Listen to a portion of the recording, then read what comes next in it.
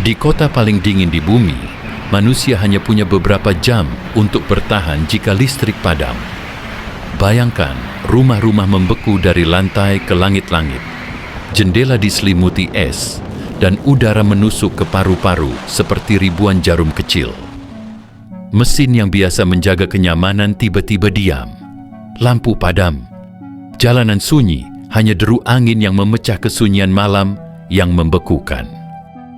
Setiap menit yang lewat bisa menjadi perbedaan antara hidup dan mati.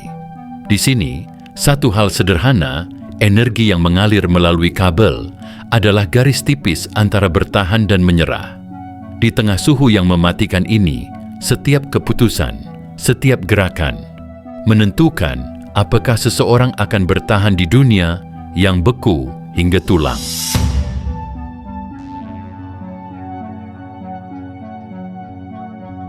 Kota ini terletak di jantung Siberia, jauh dari kehidupan modern yang hangat. Jalan-jalannya sepi, rumah-rumah diselimuti salju dan es, dan suhu rata-rata di musim dingin bisa turun hingga 71 derajat di bawah nol. Penduduk di sini terbiasa dengan kondisi ekstrem, tapi setiap aspek kehidupan mereka tergantung pada listrik.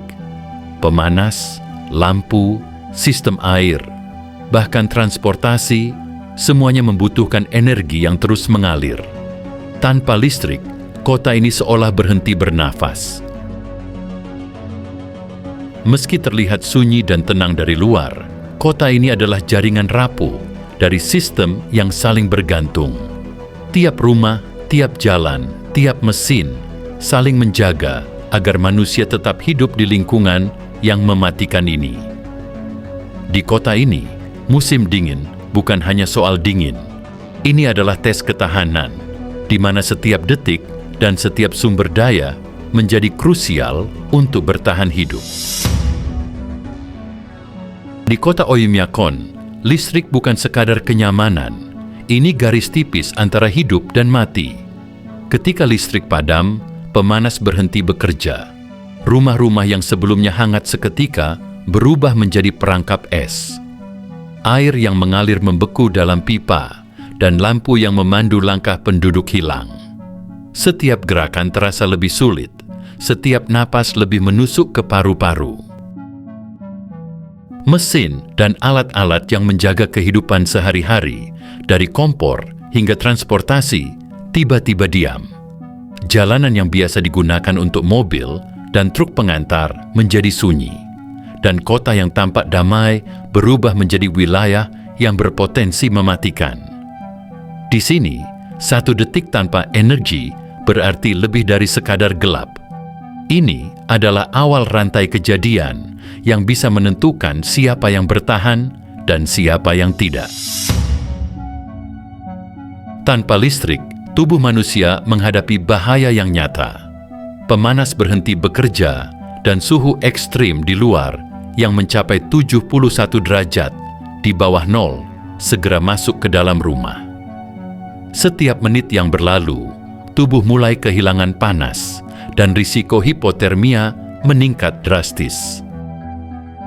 Tangan dan kaki menjadi kaku, kulit terasa menusuk, dan koordinasi gerakan menurun. Napas semakin berat, dan setiap langkah di lantai yang membeku menjadi perjuangan. Aktivitas sederhana seperti menyalakan api atau mengambil air pun berubah menjadi tantangan hidup dan mati. Selain hipotermia, risiko dehidrasi meningkat. Air yang membeku di pipa menghalangi akses minum, dan tubuh yang kedinginan membutuhkan energi lebih untuk mempertahankan suhu inti. Setiap sumber energi yang hilang memperpendek waktu manusia untuk bertahan. Di kota ini, listrik bukan sekadar kenyamanan, tapi penopang kehidupan. Tanpa energi yang mengalir, manusia hanya memiliki beberapa jam untuk menyesuaikan diri atau menghadapi konsekuensi yang mematikan. Di tengah suhu yang membekukan, penduduk Oymyakon telah belajar bertahan dari kondisi ekstrim. Mereka menyiapkan cadangan bahan bakar, selimut tebal, dan sistem pemanas alternatif. Setiap rumah menjadi benteng kecil melawan dingin yang mematikan. Dalam satu pengalaman nyata, seorang penduduk harus bertahan tanpa listrik selama hampir 1 hari. Mereka menyalakan tungku kayu, menggunakan lampu minyak, dan mengandalkan pakaian berlapis untuk tetap hangat. Aktivitas sederhana seperti memasak atau mengambil air menjadi perjuangan yang membutuhkan strategi dan kesabaran. Situasi ini mengajarkan satu hal penting. Hidup di suhu ekstrem bukan sekadar soal keberanian, tapi perencanaan dan ketahanan.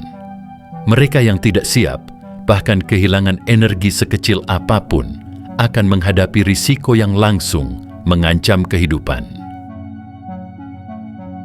Simulasi menunjukkan bahwa kehilangan listrik di malam hari ketika suhu turun lebih rendah lagi, membuat manusia harus mengandalkan setiap sumber panas yang tersedia.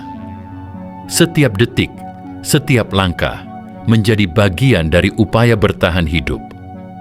Kota ini, dengan seluruh sistemnya yang rapuh, menunjukkan betapa tipis garis antara hidup dan mati. Secara ilmiah, tubuh manusia dirancang untuk menjaga suhu inti sekitar 37 derajat. Di Oymyakon, saat listrik padam, rumah-rumah kehilangan pemanas dan suhu internal perlahan menurun. Dalam kondisi ini, tubuh mulai menggunakan energi cadangan untuk tetap hangat, sementara tangan dan kaki menjadi sangat kaku.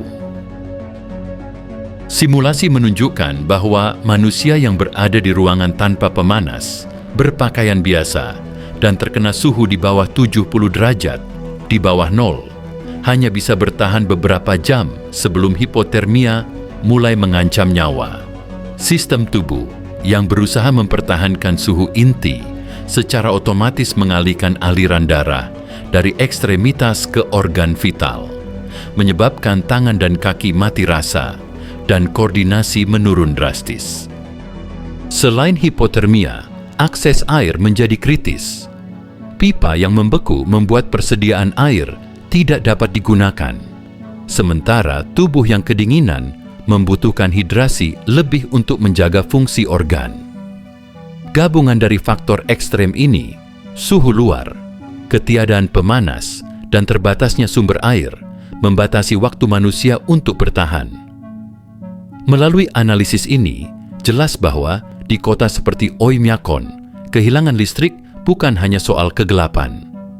Ini adalah ancaman sistemik terhadap kehidupan, di mana setiap jam tanpa energi menentukan apakah manusia dapat bertahan hidup atau tidak. Kota Oymyakon menunjukkan kepada kita betapa tipisnya garis antara hidup dan mati di dunia yang ekstrem. Tanpa listrik, manusia hanya punya beberapa jam untuk bertahan, meski dengan segala persiapan yang mungkin mereka lakukan. Di kota yang membeku ini, manusia belajar satu hal penting. Hidup bukan soal menaklukkan alam, tapi tentang mengerti batas diri dan memanfaatkan setiap sumber yang ada untuk bertahan hidup.